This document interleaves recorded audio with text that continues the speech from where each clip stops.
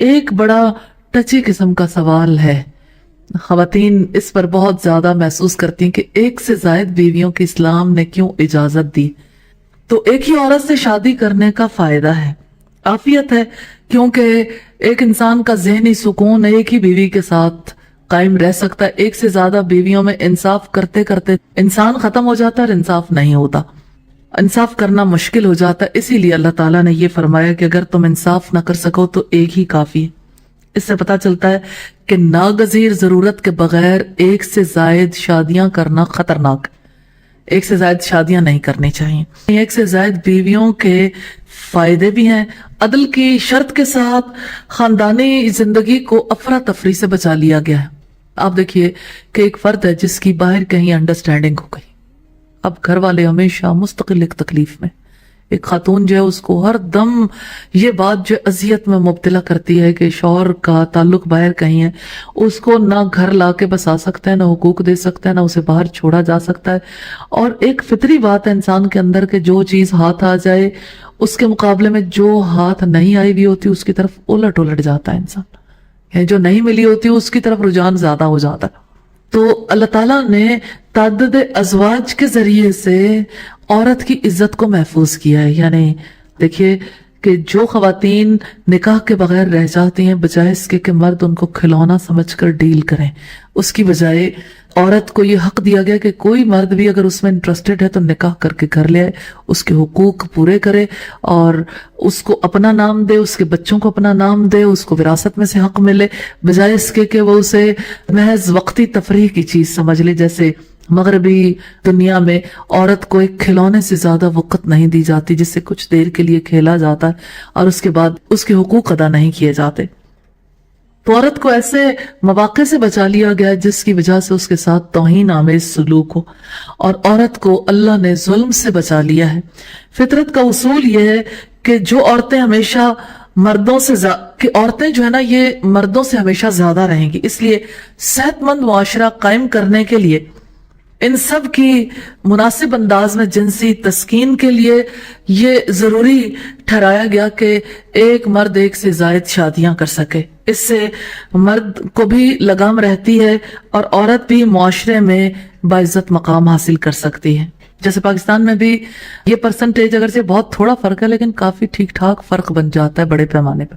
مثلا اگر عورتیں 51% ہیں اور مرد 49% ہیں تو اس کا مطلب ہے ہر 100 میں 2 کا مسئلہ پیدا ہو گیا، یعنی 2 خواتین کا، اور 1000 میں کتنی کا؟ 20 کا، اور اسی طرح سے 1,00,000 میں کتنی خواتین کا مسئلہ پیدا ہو گیا۔ یعنی مسئلہ موجود ہے، اس وجہ سے یہ حکم جو ہے یہ انسانی ضروریات کے عین مطابق ہے کہ کہیں بھی یہ ریشو ڈسٹرب ہو سکتی۔ دوسرا پہلو یہ ہے کہ اگر کسی کی بیوی بانجھ ہو تو دوسری شادی کی ضرورت پڑ سکتی ہے۔ تیسرا پہلو یہ ہے کہ مرد میں بچے پیدا کرنے کی جو صلاحیت ہے وہ 70 برس کی عمر تک رہتی، جبکہ عورت میں یہ صلاحیت تقریباً 50 برس تک یعنی اس کے لگ بھگ ختم ہو جاتی ہے۔ اس طرح تقریباً 20 برس ایسے آ جاتے ہیں جس میں مرد فطری وظائف پورے کر سکتا ہے اور عورت پورے نہیں کر سکتی۔ ایسی صورتحال میں دوسری شادی کی ضرورت پیدا ہو جاتی ہے۔ مرد اسے اللہ کا حکم سمجھ کر قبول کرنا چاہتے ہیں کہ یہ شاید اللہ کا حکم ہے۔ پہلی بات واضح رہے کہ یہ اللہ کا حکم نہیں ہے۔ آپ اس کے کانٹیکسٹ کو دیکھیے۔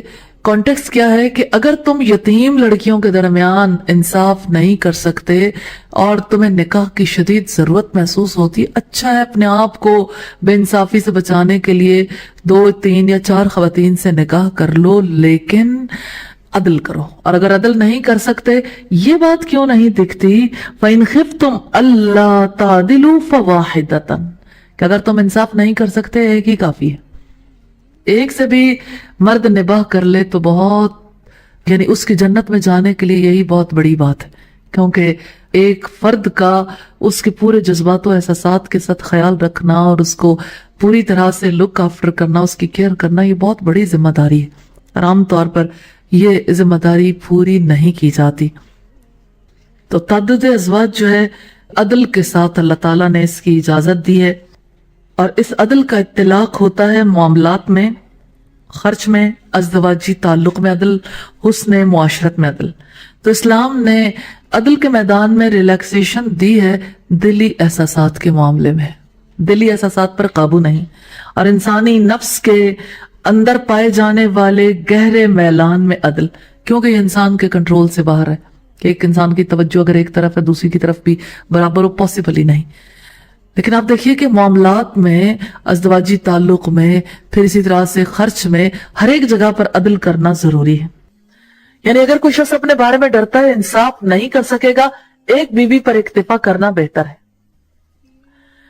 لیکن شاید سے یہ بات ہرگز سمجھ نہیں آتی کہ ایک سے زائد بیویاں صرف ناگزیر حالت ہی میں رکھنی چاہیے، اور بغیر ناگزیر حالت کے ایسا کرنا نامناسب اور خطرناک ہے۔